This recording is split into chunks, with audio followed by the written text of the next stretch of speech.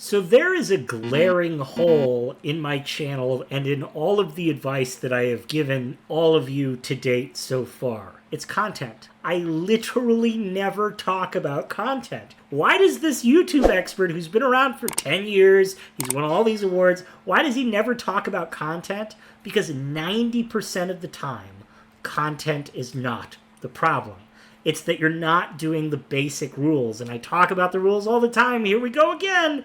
Title, thumbnail, topic, first 8 seconds. That makes up click-through rate. Your click-through rate is the most important thing. Then it's your content. You want to make sure people are finding your content, they're clicking on it, they're starting to watch it, and then you want to make sure that you have good content in that order. And that's why I always start with those things, because click-through rate is that critical. What comes after that? Consistency. Yes, you need a consistent publishing schedule, but honestly, quality matters more than just being able to post a video every day. It's really important to be able to have a consistent publishing schedule, but more important than that is making sure your content is good. As a data analyst, which is what I do for a living, I'm actually less a content creator and more of a numbers guy.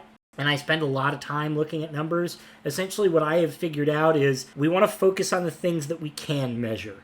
I can't measure good content. I can measure retention and see where viewers are dropping off, but guess what? I figured out the secret. About 40% of the way through any video you make is where people are going to drop off. So if you're able to hold on to 60% to 70% of your viewers in those first 30 seconds, you've won. You've gotten all the views you need. If the rest of the 4-minute video that you've made sucks, but that first minute is really strong, it doesn't really matter. If you have a 10-minute video, your first 2 minutes needs to be stupid strong.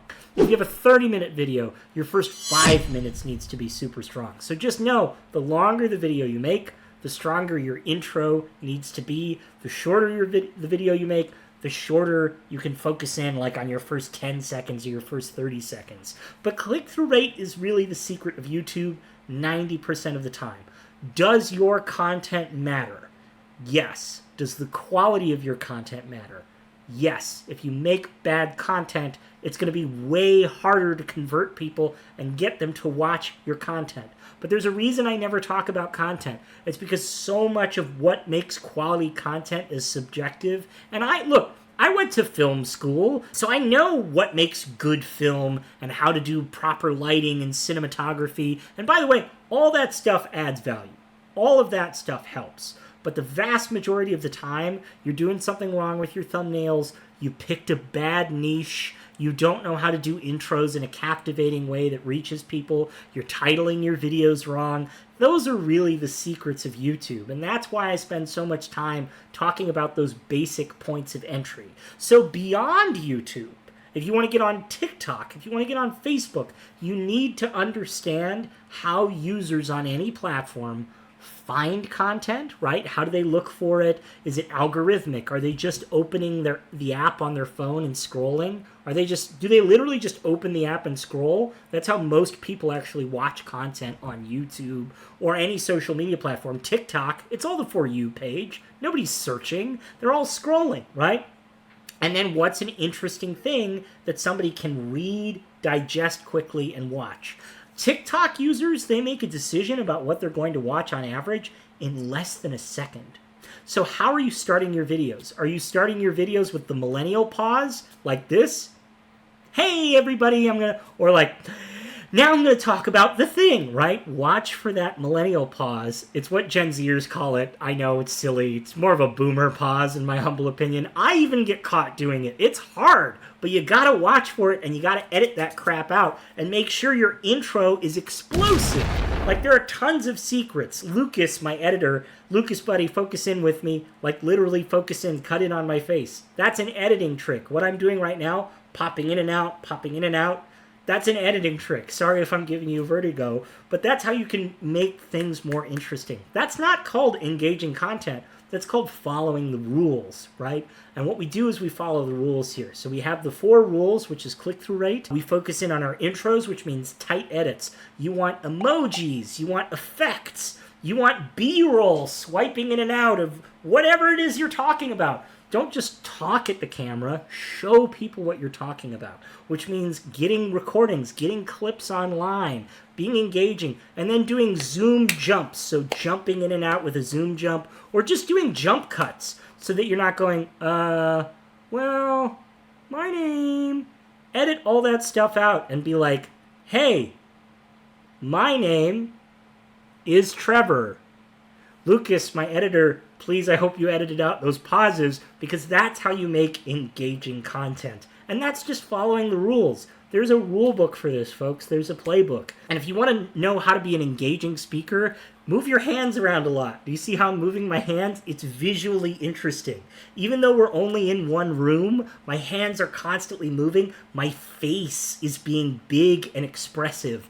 I am enunciating my words and speaking loudly to you. What helps is having big blonde hair, right? People find that engaging, or my bright blue eyes, right? Or just doing goofy faces like, sorry, that was a little much. But you can see, having big energy, which I just naturally have. If you don't have big energy, you don't have to fake it, but at least talk, right? Here's me being serious and talking loudly. I don't even have to move my hands, but you can see, even me just moving my face or staying still, this is a lot less engaging. So are there rules for making engaging content, like moving your hands, talking a lot, doing zoom jumps?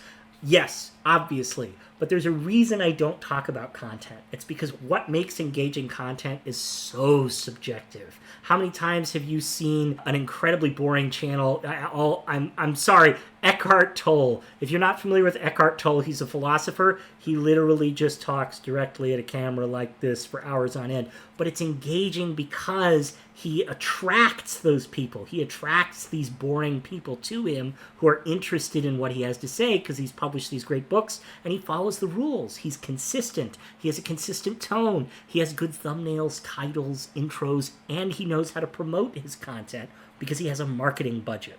All of those things add value too. Is his content good? Who knows? I can't measure that. What I can measure is click-through rate, retention, watch time, subscribers. These are all things that you can look at in your analytics. And if you ever have a question about any of these things, hit me up in the comments, email me, my LinkedIn's in the description. Don't hesitate to reach out and let me know if you ever have questions, because that's the secret. The secret is sort of good content. You do need to make good content, but most of the time you're not following all of those other rules. That's why I never talk about content. It's not that content doesn't matter. It does. Honestly, it's the thing that keeps you going. It's the most important thing. But more important than that, in terms of just getting views and getting traffic and growing, is following the basic steps of how to get people to click on your content and then start watching it. That's been my time, gang. I hope you all have a wonderful day. Thank you. Bye.